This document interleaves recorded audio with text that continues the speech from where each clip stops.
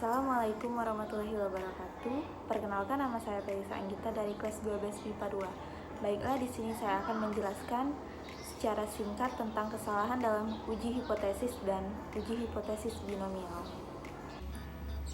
Baiklah, di sini yang pertama yaitu kesalahan dalam uji hipotesis. Nah, terdapat dua jenis kesalahan atau kekeliruan, yaitu yang pertama, kesalahan tipe 1, menolak hipotesis yang harusnya diterima. Yang kedua, kesalahan tipe 2, yaitu menolak hipotesis yang harusnya ditolak. Nah, saat pengujian hipotesis, kedua jenis kesalahan harus dikuat sekecil mungkin, karena kedua tipe kesalahan tersebut dapat dinyatakan dalam peluang. Nah, berlaku sebagai berikut. Yang pertama, peluang kesalahan tipe 1 dinyatakan dengan simbol ini. Nah, simbol ini disebut taraf signifikan, taraf kesalahan, taraf kekeliruan, taraf nyata, dan lawannya yaitu taraf kepercayaan. Yang kedua, peluang kesalahan tipe 2 dinyatakan dengan simbol ini. Nah, jika sigma lebih kecil, maka beta lebih besar. Begitu sebaliknya. Misal sigmanya sama dengan 0,05 atau taraf nyatanya 5%, maka yang pertama, kira-kira 5 dari 100, yaitu kesimpulannya bahwa kita harus menolak hipotesis yang harusnya diterima. Nah, yang kedua, 95% kesimpulan tersebut benar. Yang ketiga, hipotesis tolak pada taraf nyata 0,5, berarti peluang salahnya yaitu 0,5. Selanjutnya yaitu uji hipotesis binominal. Nah, pada uji hipotesis binominal terdapat data yang cocok pada pengujian adalah yang berbentuk nominal dengan dua kategori. Uji binominal ini memungkinkan untuk menghitung peluang atau probabilitas untuk sigma objek dan kategorinya. Nah, dapat dihitung dengan rumus berikut ini.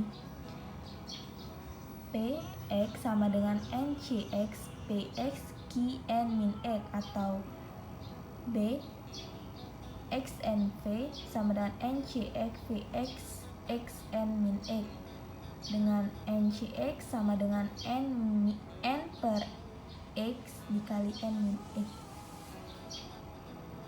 Nah, selanjutnya yaitu pada uji binominal ini juga diperlukan beberapa langkah-langkah.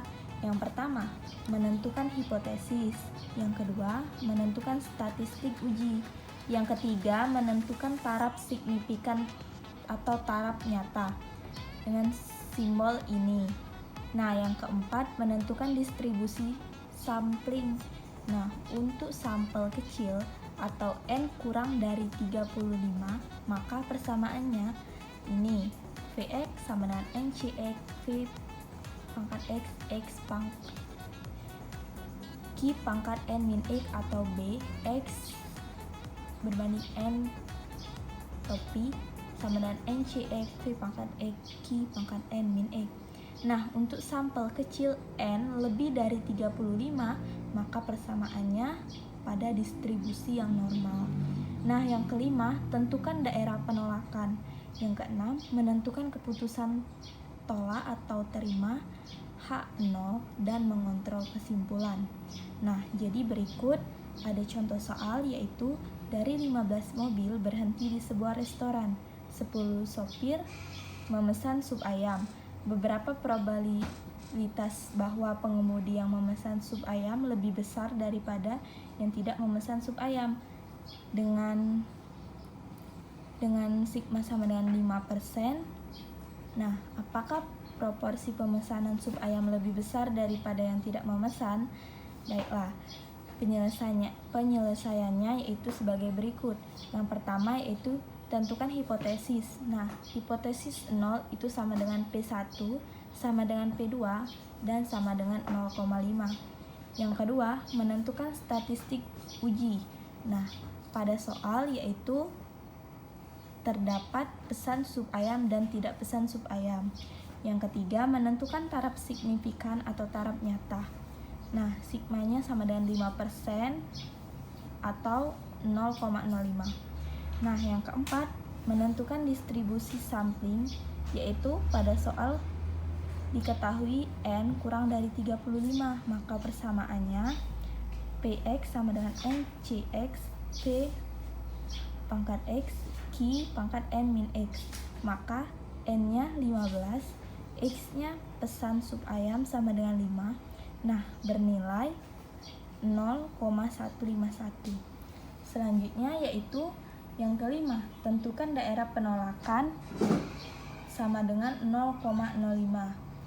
Hipotesis nolnya sama dengan P1 sama dengan P2 dan sama dengan 0,5. Hipotesis satunya sama dengan P1 lebih besar dari P2, atau proporsi pemesanan sup ayam lebih besar dari yang tidak memesan sup ayam. Nah, sama dengan 0,151 itu lebih besar dari 0,05.